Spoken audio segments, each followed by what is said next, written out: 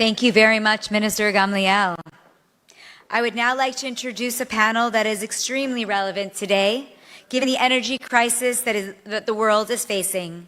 We have on this panel Ina Braverman, co-founder and CEO of EcoWave Power Ltd, and Danielle Biton, owner of E.D.I Energy. They will be interviewed by Tamar.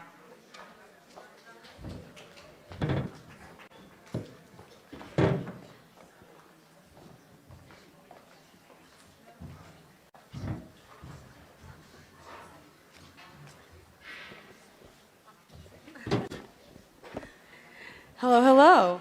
All right, so Danielle, I want to start with you. I understand that E.D.I Energy is actually a kind of group of companies. Tell us a bit about that. Tell us a bit about E.D.I Energy in general. How does this kind of synchronization work? Okay, so E.D.I Energy is a renewable energy company that operates in Israel and in the United States. Our main business is solar systems and storage systems. We produce green electricity and sell it to the local grid. We have long-term contracts with local electricity companies where they commit to buy the green electricity that we produced for the next 25 years. Having those long-term contracts enable us to work with local banks, finance the project, and operate it. Our other companies, so we have two different more companies. One is Swift TV, that is a company that operates in the electrical vehicle sector. We set up different EV power stations in Israel, public power stations, and we sell electricity to electrical vehicles. And we also have a real estate company that is a property development company. So those are our companies in general. Those companies all have one common ground. I think that is regulation and rules that needs to be learned, especially here in Israel, where all of those components need permits. So I think one of the most significant things that I've done was to learn myself the regulation, the rules, and therefore I could build a basic ground, a common ground with all of those companies and manage them. What's the saying? Learn the rules like a pro so you can break them, something like that. Yeah. Something to that effect. All right, so Ina, I want to turn to you real quick. EcoWave Power is juggling literally so many projects at once to be ecologically friendly and bring wave energy to fruition. How would you define success for the company? Like, what would you like to see ultimately? So according to the World Energy Council, wave energy is a very extensive source of renewable energy. It can basically produce twice the amount of electricity that the world produces now. Like, can you imagine producing 100% of the world electricity from a clean source like the power of the wave? That could be amazing. So for me, I think a success for the company is really implementing our projects in every breakwater, pier, jetty, or marine structure that, again, is not used for anything other than breaking the waves. That's as a first step. And as a second step, seeing legislation being made that every new breakwater that is being planned will have to implement wave energy as part of the construction, because the wave breakers or the breakwaters themselves, they're not very environmentally friendly. It's like the big stones that we see everywhere in the coastline of Tel Aviv, Ashdod, and everywhere where there are waves. They're not environmentally friendly, but you have to build them because they're protecting the coastal populations and the ports against storms and rising of water levels.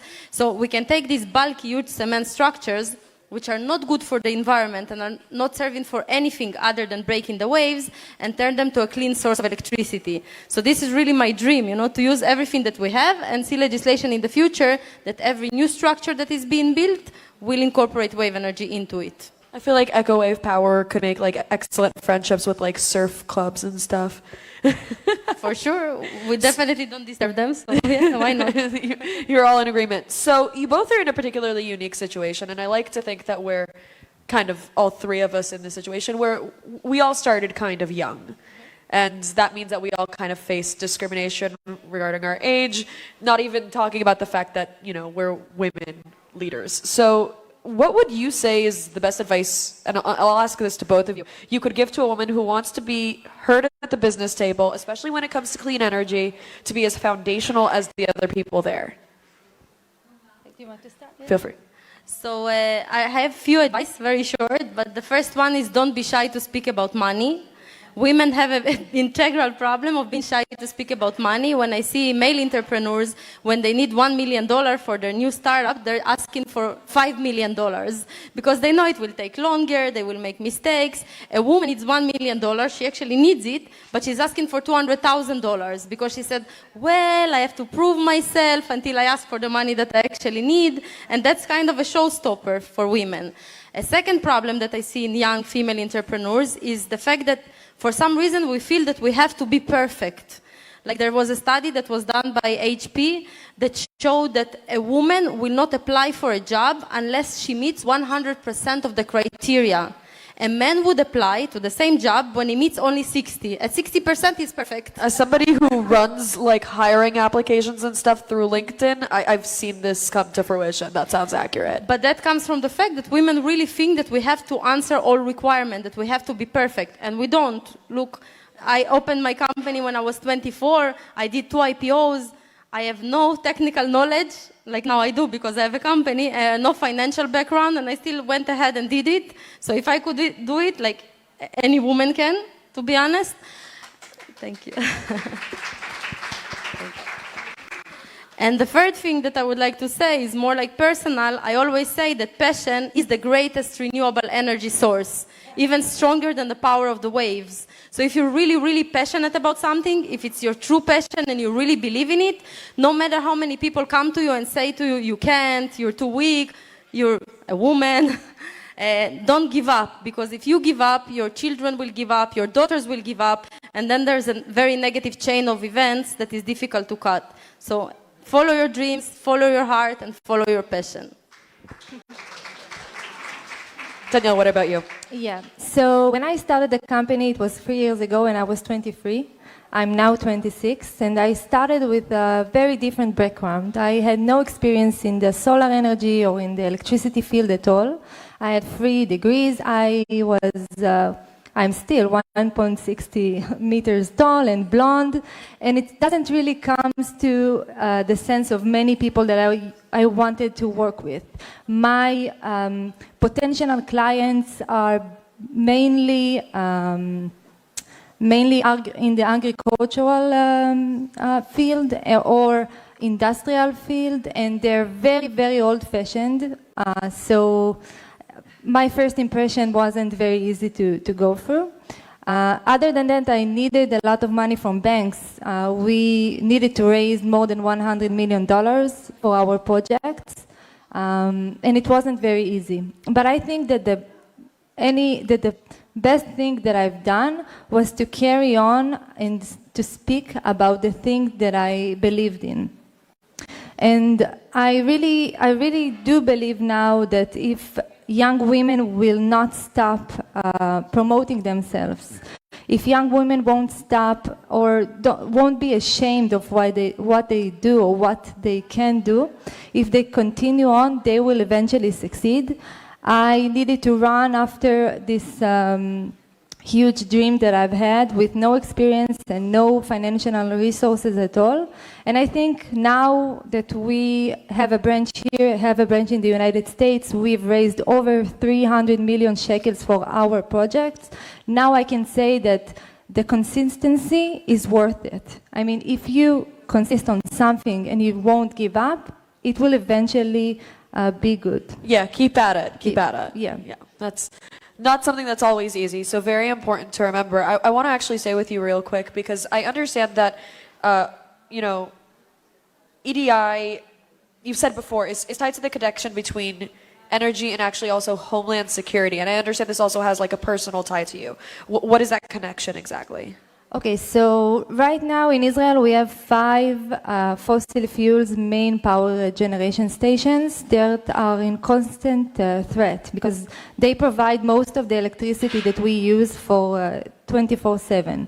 So E.D.I Energy provides solar green electricity and it's very distributed across Israel. So the first thing is that our system can generate electricity even under threat. I can give you an example, a personal example. Last year, one of our big systems got hit by a missile, and it kept on working because the system's designed to work even when a big part of it gets hurt. Oh my God. Yeah. Give that tech to the IDF. So I want to turn to you because you two kind of have a unique story.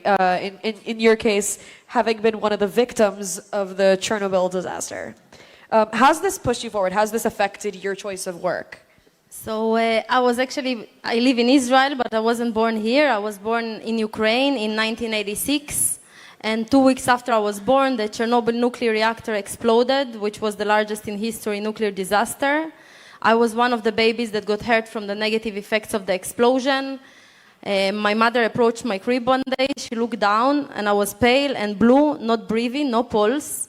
And she ran to my dad, and she was like, oh my God, like my baby is dead, what do I do? And she's a nurse, but she was so stressed that she forgot. So my dad told her, like, you're a nurse, do something. And then she gave me a mouth-to-mouth resuscitation, which actually saved my life until the ambulance came.